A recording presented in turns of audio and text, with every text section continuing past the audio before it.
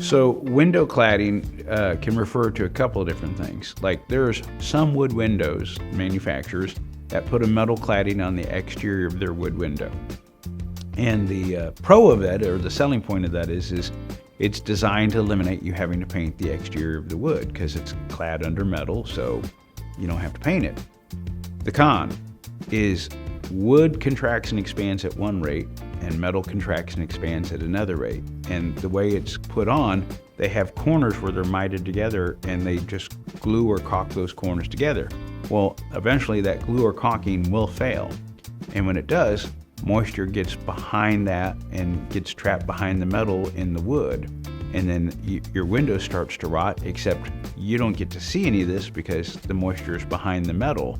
And until it completely rots out, you don't know until like a lot of times the wood will rot so significant that the metal that's on it has nothing to hold on to anymore and falls off, and you're like, holy mackerel, what happened to my window? And there's several companies that have had different class action lawsuits and things like that. That's one kind of cladding. But then there's another kind of cladding, like here in the replacement industry, which we do metal clad. You'll have wood trim that goes around the window called the brick mold and the windowsill.